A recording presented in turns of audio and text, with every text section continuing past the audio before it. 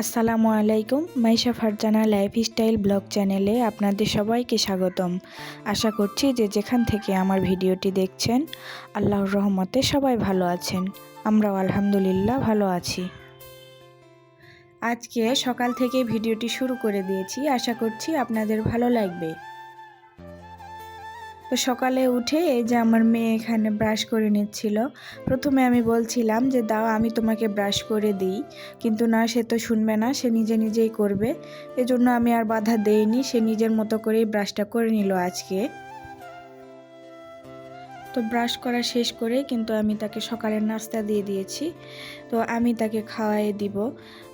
আর আমি আর নাফিসার বাবা কিন্তু আগেই নাস্তা করে নিয়েছি। আর নাফিসা যেহেতু উঠতে একটু দেরি করেছে, তো সেই কারণে তাকে আমি পরে নাস্তাটা করিয়ে দিচ্ছি।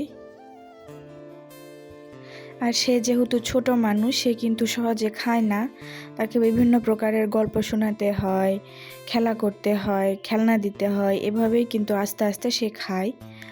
তো এই তো চেষ্টা করছি খাওয়ানোর। বাচ্চাদেরকে খাওয়াতে পারলে মনে হয় মায়েরা যুদ্ধ জয় করে, তেমনি আমিও তার ব্যতিক্রম নই।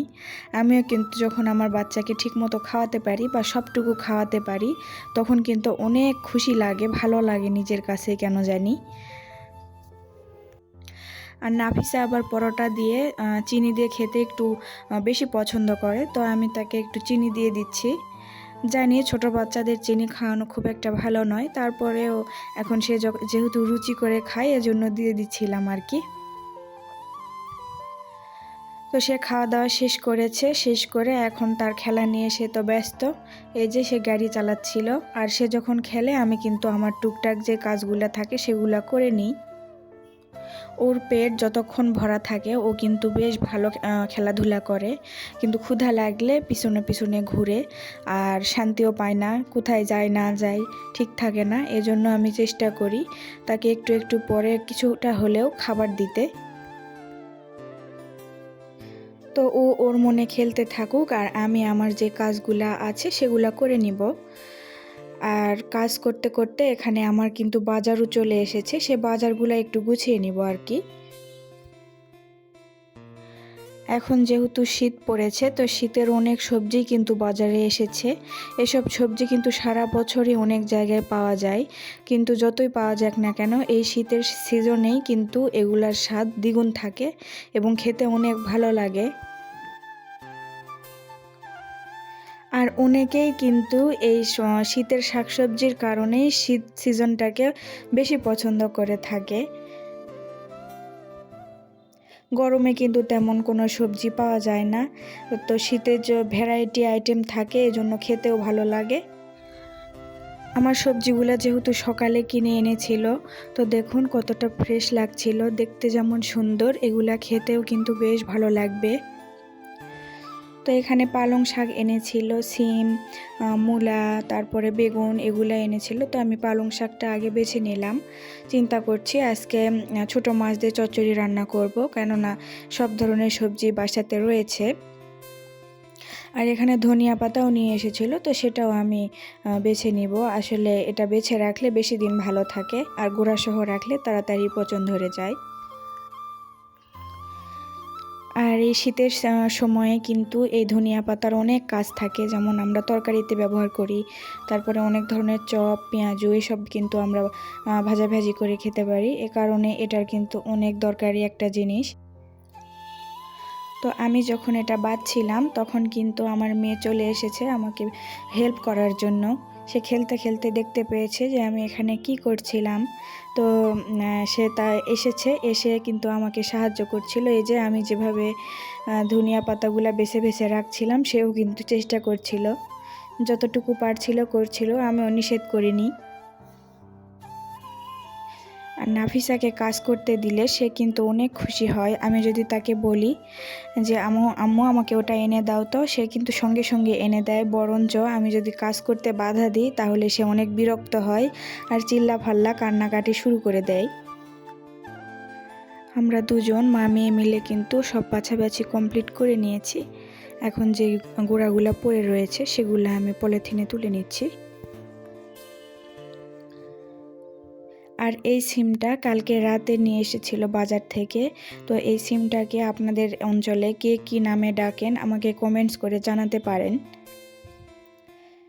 এই সিমটাকে আমাদের গ্রামের অঞ্চলে কাটরা সিম বলে। আর এই সিমগুলা কিন্তু আগে আমরা গাছ থেকে পেড়ে পেড়ে বাসায় নিয়ে আসতাম।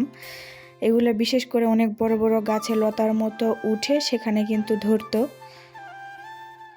আর আমরা যদি খেলার সময় এগুলা দেখতে পাই তাহলে আমরা এগুলাকে পেড়ে বাসায় নিয়ে আসতাম। আর আমার মনে আছে আম্মা এগুলা ভর্তা করতো। আর বেশিরভাগ সময় এটার ভর্তাই আমি খেয়েছি, ভাজি বা চচ্চড়ি এমন কিছু আমি তেমন খাইনি। এজন্য আজকেও আমি এগুলার ভর্তাই করে নিব, এজন্য ভালোভাবে কেটে নিচ্ছিলাম। আর এই সিমের মাঝখানে একটা সাদা অংশ থাকে শক্ত চামড়ার মতো, তো এটা যদি তুলে ফেলা না হয় এটা কিন্তু সিদ্ধ হয় না। আর এটা এক সাইড থেকে ধরে টান দিলেই কিন্তু বেশ ভালোভাবে উঠে আসে। তো আমি এত চেষ্টা করে করে তুলছিলাম আর কি। আর আজকে দুপুরে যেহেতু অনেক শাকসবজি বাসাতেই ছিল, তো আমি একটা চচ্চড়ি রান্না করে নেব। এখানে আমি বেগুন, মূলা, সিম, তারপরে হচ্ছে যে পালং শাকটা বেছে নিলাম সেটা দিয়ে দিব। আর ছোট মাছ ছিল ফ্রিজে, তো মাছটা দিয়ে আমি রান্না করে নিব। এখানে সব সবজি কিন্তু আমার ফ্রেশ থাকলেও মাছটা কিন্তু আমার ফ্রেশ নয়, মাছটা কয়েকদিন আগেকার। সেক্ষেত্রে হয়তো তরকারির টেস্টটা একটু কম লাগবে, কিন্তু কি আর করার, এখন তো আমরা ফ্রিজের জিনিস খাওয়া দাওয়া করেই বেশি অভ্যাস হয়ে গিয়েছে আর কি। তো এই তো আমার কিন্তু তরকারিটাতে বলক চলে এসেছে, সব কিছু দিয়ে মাখিয়ে দিয়েছিলাম। এই পর্যায়ে এসে যে পালং শাকটা আমি বেছে রেখেছিলাম সেটা কিন্তু আমি ধুয়েও রেখেছি। তো এখন দিয়ে দিব। পালং শাকটা আমি আগে ব্যবহার করি না, তার কারণ এই শাকটা খুব তাড়াতাড়ি গলে যায়। প্রথমে যদি ব্যবহার করি এই সবজিগুলোর তুলনায় এই পালং শাকটা তাড়াতাড়ি কেমন জানি গলে যায় আর হারিয়ে যায়, খুঁজে পাওয়া যায় না। যার কারণে আমি অন্যান্য সবজিগুলো কিছুক্ষণ রান্না করে নেওয়ার পরে এভাবে পরে দিয়ে দিই। তাতেও কিন্তু এই শাকগুলা তরকারির মাঝখানে কোথায় যে মিলিয়ে যায় খুঁজেও কিন্তু পাওয়া যায় না।